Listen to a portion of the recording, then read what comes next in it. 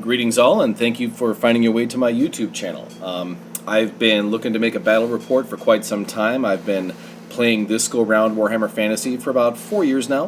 Pretty competitive environment. I've done a couple of grand tournaments with some decent showings, I feel, for where I'm at in the hobby. And while the picture here is of my Ogre army, I'm actually rolling Demons. We have a local summer campaign, kind of an escalation deal. This is my Daemons of Chaos. They're in, and I apologize, kind of a stage of what I would consider base coating at this point, but I'm going to push some demons around the table. I was really intrigued with the DoC army, kind of like the MSU shooty gun line theme that's been popping up on the forums. And yeah, just wanted to get this YouTube video out there and contribute to the community. So I hope you enjoy. So here we have our hero choices. I took the Herald as my general. He's a level 2 of Tzeentch. I've run him since 1000. I've been bowling 2 dice at his magic first. I've even defaulted off of the 6, which I'm going for, just so I can roll repeats on the Horror Core. And I've so far gotten Gateway on every game, which is nice. And then otherwise I took 2 Exalted Flamers. They're the White Dwarf rules. I think they're also released as a battle scroll. And I like the versatility of them. They can kill about anything, and I don't mind throwing them away if I have to. For core, I'm running Horror Core, 3 10-packs of pink horrors with no command at all. Their job is to roll Gateway and spam 6 dice at things to usually net a guy or 2 positive with the 4+ regen of horror rolls, even after the strength 10 hits. Have nuked some pretty big things, and it's what they do. The other spells, I've been defaulting to Sig if I can. I like the extra damage. And in combat, they haven't been too bad. I mean, they're just humans with a ward save, but sometimes that's okay, especially if you can beef up the unit a little bit. I think they've surprised some of my opponents how quickly they didn't die with the immune to psych and everything else at the end. So go Horror Core. In Special at 1500, I'm rolling 6 Beasts. It's a big 4-pack and 2 singles. They are as amazing as they are on paper and in all of the anecdotal evidence if you've never run them. I run in an area that doesn't play a lot of demons, and when I explain what the rules are to folks, they typically just look at me kind of deer in the headlights for the amount of special rules they get at 60 points. So they're pretty amazing, and I've been using them to get in the way and be hilarious. And then Screamers. I've been real happy with Screamers so far. They can get to where I want them to be. They're always kind of a thing you got to look out for. Rarely have I seen major effort committed at them because they're really hard to catch. And they can correct mistakes. They can get in opportune positions. They can add combat rest from whichever direction. They can wipe weak units that are left far away from the general. I've been having a lot of fun with them so far. Finally, for rare choices, I'm running dual chariot so far, pushing my way to quad chariot, just because I like the sound of it. The skull cannon is hard to mess up with, and it just does so many things and so efficiently. It's a close combat beast against the right things, small elfy thing so far for me, and the gun balls are really nice too. So the burning chariot, I think I've been doing okay with. I'm getting a feel for it. I've tried some things that just spectacularly failed, and I've tried some things that worked out really well. So it's Tzeentch, it does that. I think that in duplication you get a little bit more benefit from it. So we'll see as the list gets more of that trick. So that's the whole army all together, and we are in the middle of our summer campaign. Right now we started at 1,000 points. I ran a very similar version of this minus the beast and cannon, and we have since gone up to 1,500 points. This is the second game at 1,500 which I was able to attend, and I played a Brett's player. It was really cool to play, and let's see how this thing goes. So I rolled out magic, and was pretty happy with the result. The general rolled Glean Magic and Treason. I got the 6 spell Gateway right after that, so that was nice, and then got to default the Sig on my remaining 2 horror blocks. And here's my deployment from left to right. I got Single Beast and Nurgle, the 4-pack of Screamers in the forest.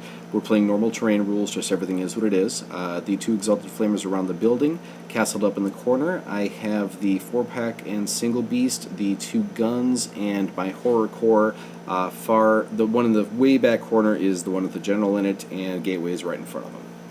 When we look up to my opponent's deployment, he's vanguarding right now his pegs. We're looking at that black splotch being a paladin with a great weapon, a bunch of Knights of the Realm. I want to say his BSB was in there as some kind of a hero level character. The white guy kind of hiding behind the building there is his general. It's a lord, so you know he's probably got the hero killing blow deal, some peasants and some skirmish archers in front of him, 2 trebuchets in the back, just kind of in the back center. Brett's decide to pray, and demons take the first turn. Hold up Curse of Anra here, and Wisdens. And a quick close-up of deployment. Here's my left flank. Here is my center. And here's me all bundled up in the corner waiting to spray things with lasers. Meanwhile, his upper left to me flank, there's the Peg Knights, hero and horses. And then here on the right is his Peasant Star and a bunch of dudes. So, into movement. No charges from the demon side. The horrors shuffle up to get in range of the spells they want to cast. Chariots do the same. 4-pack of Beast goes to plug the hole between the houses, closer to the Knights of the Realm, and the single Beast goes running up toward the Peasants. Over on the left, my Screamers try to get in good position to watch out for those Pegasi and Hero, and possibly the Knights. My 2 Exalted Flamers, one gets into position to spray some laser beams. The other one, I think about all sorts of things, but don't end up moving. And we'll see how this movement lands.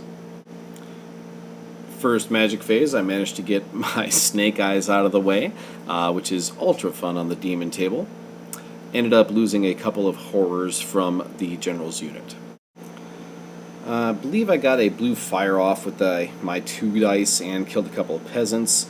And then in shooting, my chariot sprayed a fireball and peeled off 1 more. So that was the end of the demon turn. Alright, Brett movement. He declares his Lord General charging. Looking down at my 4-pack of beasts, we look at this thing and measure it out, and it's pretty clear that he's in the front, so I just left that one open. But you know, it's his Lord, so he's probably got the hero killing blow. Me forgetting to move my purple flamer down here, this is going to bite me now because he's got a nice flank charge with his Peg Knights, and that goes right to my line. We're playing Blood and Glory at this point, I forgot to mention earlier, so he's just got to kill my level 2 Herald to win the game. And I got a mess of flags to beat. Over here, this charge happens with no problem whatsoever, and the Peg Knights swoop on in and have a nice flank down my entire lines, including my general. So, looking at this one, here's where that one ended up. It's a nice clean, everyone gets to hit with full command. Peg Knights, these guys have to, they fail their swift reform and just kind of point to go around to the thick of the action there. Ignoring the big beasts, and then the chaff units kind of chaff up the single beast in such and such to try to figure out what to do with them. Looking down here, the general did make his charge in, incidentally. I just forgot to take a picture of that one, so that fight's going to happen. Magic for Brett's is 10-7. He decides not to risk miscasting on anything because no one's in combat for his spells, and he doesn't really care if I move. Looking over here, his Treb plunks 3 wounds off my skull cannon with a direct hit, and he may have killed a horror with his other trebuchet shot. There he goes, looking at me all invisible. In Brettonian close combat phase, he tears apart the Exalted Flamer and laughs all the while. Looking over here, he ends up with a nice little flank overrun into a signature spell pack of horrors. Over here, actually, beasts pull through. General whiffs attacks, or I regen the 1 or 2 that got through, no heroic killing blows, and I plunk a wound through with my many attacks. So go beasts, and that ends the close combat phase, which brings us to top of Demon turn 2. I'm looking at the board here, and I know that he's got Pegasi in my back, but everything else is just kind of getting in the way and waiting for them horses to come around so I can start taking shots at them. So here's where I shuffled my lines around. The bottom right corner, I just move a couple inches to the right and try to castle up as hard as I can against an overrun from the Peg Knights in case they get through the horrors.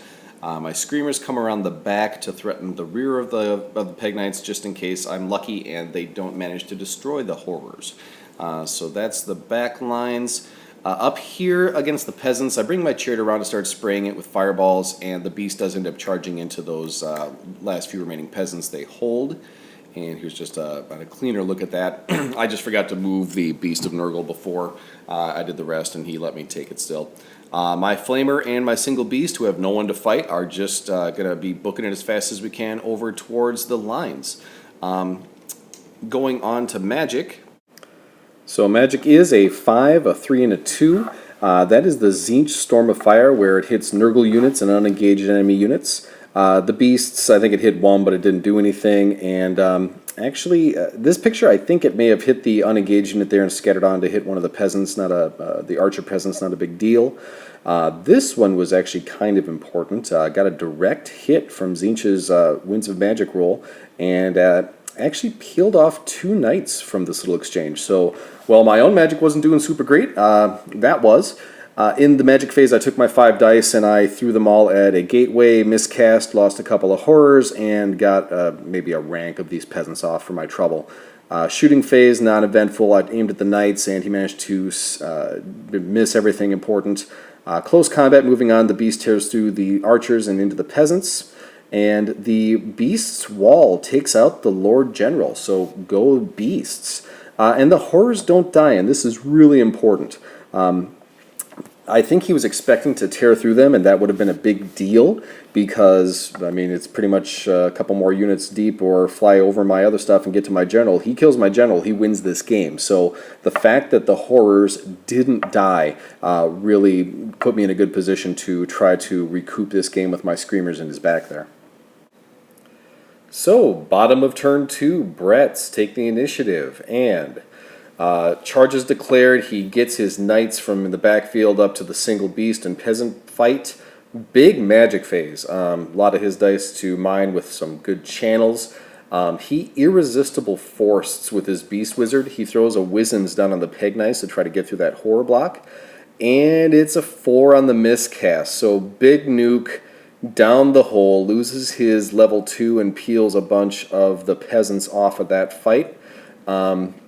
Looking here, Trebshot got a couple of the pink horrors, and I should mention, I haven't been real tight on mentioning shooting results. By and large, there were no big swings outside of the cannon taking a few wounds. Just models here and there getting pinged off on either side of shooting, so know that you're not missing a whole lot. I'm just doing a lot of this from memory.